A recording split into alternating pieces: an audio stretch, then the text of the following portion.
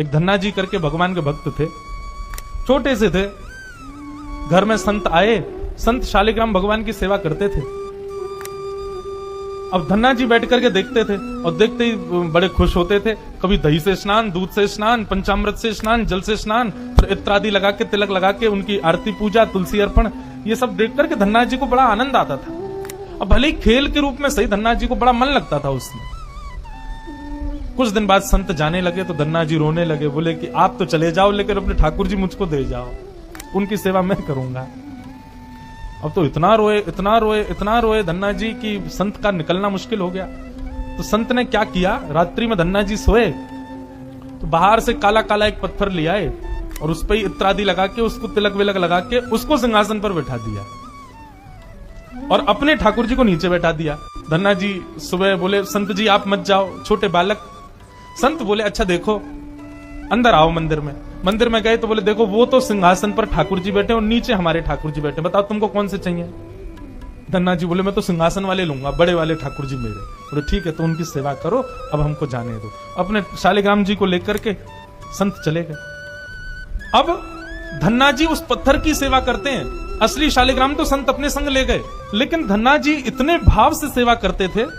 महाराज लाल तिलक लगाने के लिए माँ ने रोली नहीं दिलाई तो ईंट ले आए, ईंट को घिस करके उसी से लाल लाल रोली बना दी, वही लगाते।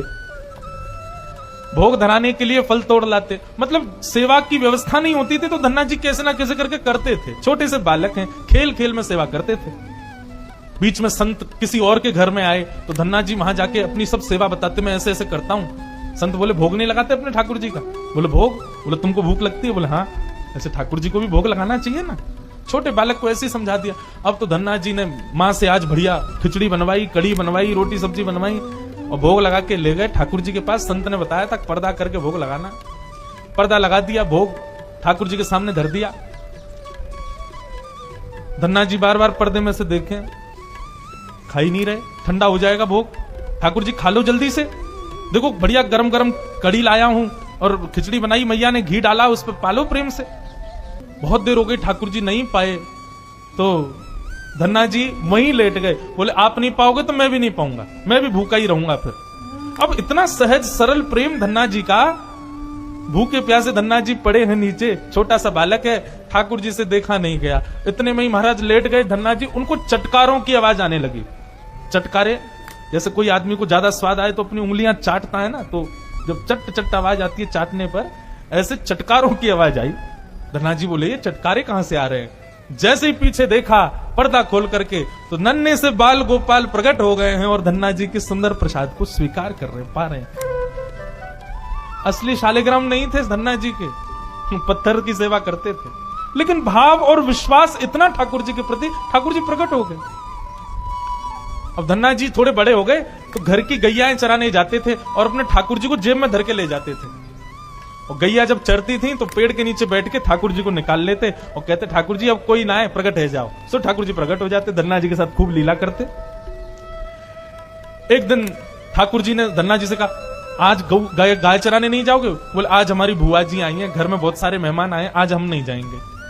तो ठाकुर जी बोले, एक काम कर, गैयान को गांव से बाहर ले जा और मुंह को भी बाहर पधराया, तेरी जगह आज गैया मैं चराया आऊंगा। तो यही होने लगा। अब थोड़ी दूर तक धन्ना जी जाते, उसके बाद ठाकुर जी को बाहर निकालते और ठाकुर जी प्रकट हो जाते, गैया चराने ठाकुर जी जाते। आज 11-12 साल हो गए, वो संत आए जिनके शालिग्राम जी की सेवा थी। संत जैसे आए, धन्ना जी ने प्रणाम किया, जय हो मेरे गुरुदेव, गुरु जी के चरणों में प्रणाम। गुरु जी आपने ऐसे ठाकुर जी प्रदान किए, मेरा तो जीवन उत्सव हो गया। अच्छा कहां है तुम्हारे ठाकुर जी, सेवा पूजा कैसी चल रही है, अभी तक कर ही रहे हो? उनको लगी पत्थर है, बचपन में की होगी, अब तो बड़ा हो गया। कहां है तुम्हारे ठाकुर जी? बोले ठाकुर जी अभी नहीं है, ठाकुर जी तो गैया चराने गए। संत बोले मतलब? बोले हाँ, मैं कभी व्यस्त होता हूं तो मैं ठाकुर जी को गैयाओं के संग भेज देता हूं, ठाकुर जी गैया चराने जाते हैं।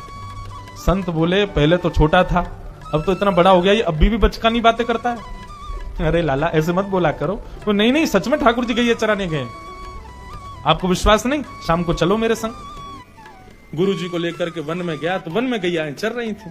बोले कहां है तेरे ठाकुर जी? अरे देखो वो दोहरी गैया के पीछे पीछे हाँक रहे हैं, वाकू पीछे पीछे चल रहे हैं वाक्य, देखो ठाकुर जी दिख तो रहे।